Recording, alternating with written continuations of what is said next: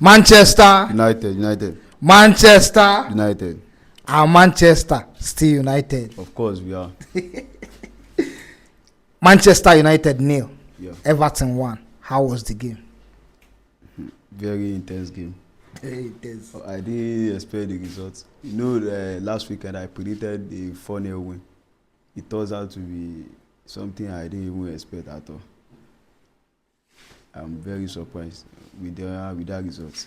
What went wrong? Everton went down 10 man in 12 minutes.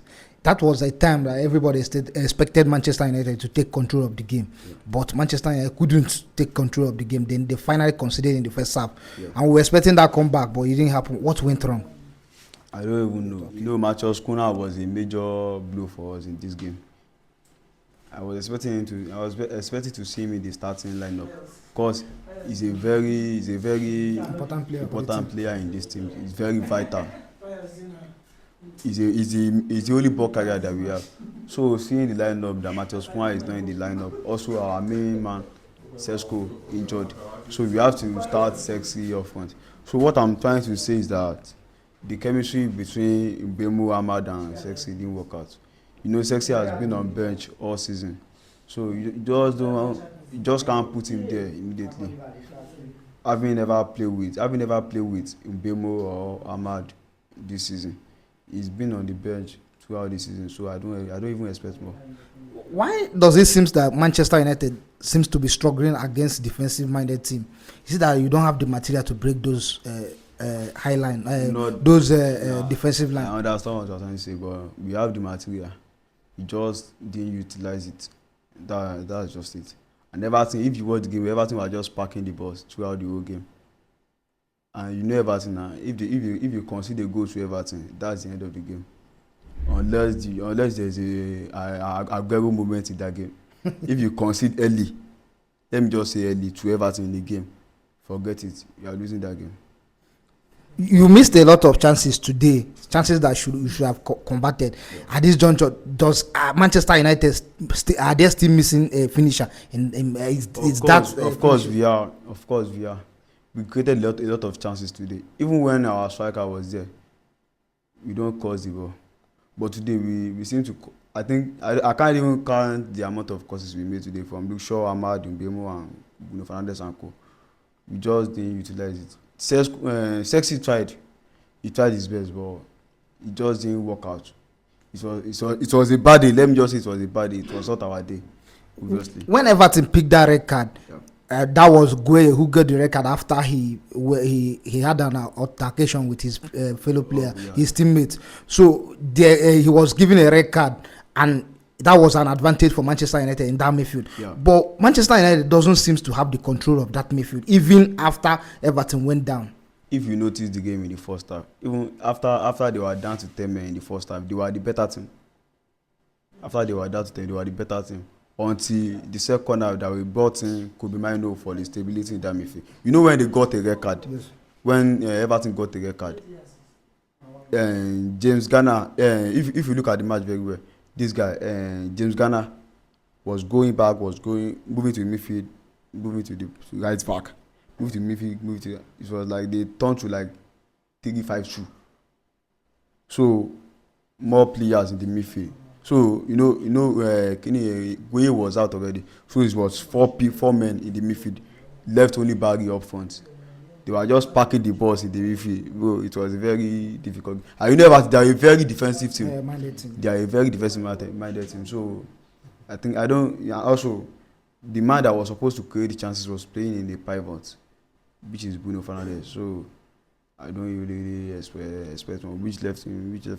Do you think that your coach Robin Amorim has some blame to take? Because looking at it, Everton got red card in that first half, 12 minutes, like I said earlier. Yeah. You are expecting him to change his formation from 3-4-3. You know, in 3-4-3, you play 5 defenders, allowing your right wing back and left wing back to move up. Don't you think that you expected him to maybe change his formation to maybe 4-3-3 to put more pressure on Everton? Of course, I do. I was even expecting 4-4-2. I knew he was never gonna play 4-3-3. So 4-4-2 is a more better option for me, and is a more decisive option for us. which will be Sexy and Mbemo up front. So Bruno, you see Bruno and this guy Mazorai, he can play as a midfielder too, which could make him drop to midfield with Casemiro. Bruno will go to the left wing and Ahmad on the right wing. We will create a lot of chances and we will beat Everton. But I think he made a mistake there. Also, the second half that he made the sub save, that was what he was supposed to do. He brought in Kobe Maino and took off Mazorai. The next thing was to use forward at the back. Because we are losing and Everton are down to 10 men. You shouldn't play with five defenders at the back. Second half, Everton did not apply any threat at all. They did not play anything in the second half. They were more defensive. Attack them. Now you are normal. You are down to. You are losing 1-0 already, and also they are down to 10 men.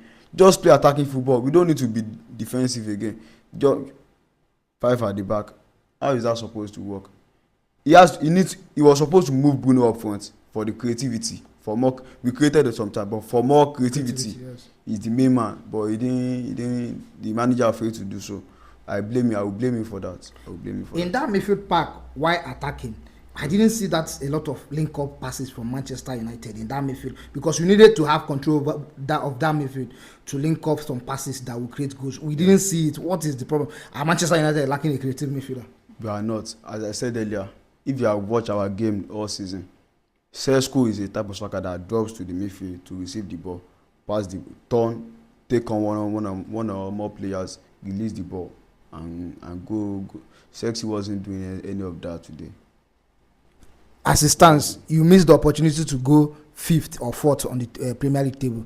Assuming you won today, it would have been 21 points on the Premier League table after 12 games. Now, as it stands, you are 18 points and 10th on the Premier League table.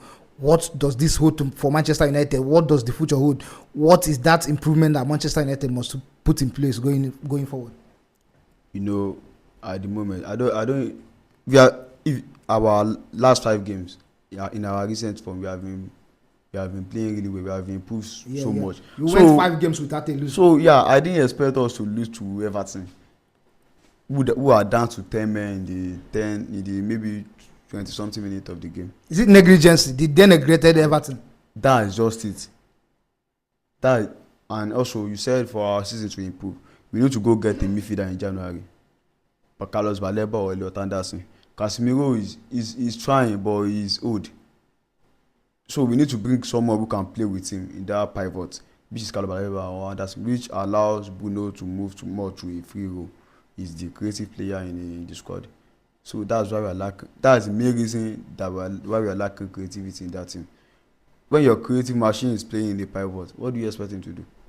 He's still trying, he has the most chances created in the Premier League this season, but still playing in the pivot. But we need to go get a midfielder, a very defensive midfielder that can play in that pivot, like Carlos Baleba, Lotadasi, or Adam Watson, any of them. So I think if we manage to get any of them in January, and also we need to get a winger. Martin Mount is not. I don't even understand the guy. Also, I don't think the guy doesn't have any future in our club. He has to leave. It's over. This is his third year in Manchester United. But injuries have limited his opportunities. He's done fuck all for us. 3 seasons. We are paying this guy 250 every week, 250k every week. So I think he needs to make some space for other players. I think we need to get a winger in January. A winger that can play on both flanks. Because Bemo and Ahmad, they are going to AFCON. So right now, they are not even going to AFCON. We are losing. Imagine our key players going to AFCON. So we need to get a winger and a midfielder. Is there still hope for Manchester United to make top 4 this season? Of course we can. If we do what I just said, if we manage to get a midfielder, a good midfielder, not Gallagher. I don't want Gallagher of Atletico Madrid, Carlos Baleba or Elliot Anderson. If we manage to get it out of the two, and in the forward position, Iliman Ndiaye or Anthony Semenyo, we will have a very fine season with Sesko fit and Sexy fit. We will have a very fine season. Your goalkeeping department has always been a very big issue in recent years for Manchester United. Yes. Do you think that your goalkeeper should have done better in that goal that you considered? Well, I can't even blame him because the angle of the ball was like I don't even know how to explain that. I don't think any goalkeeper is catching that. But he Oh, made the effort. He touched his yeah, hand was on the ball. yeah. A goalkeeper that is catching that should be Courtois. Only Courtois that can say that he's catching that ball. So yeah, he tried his best.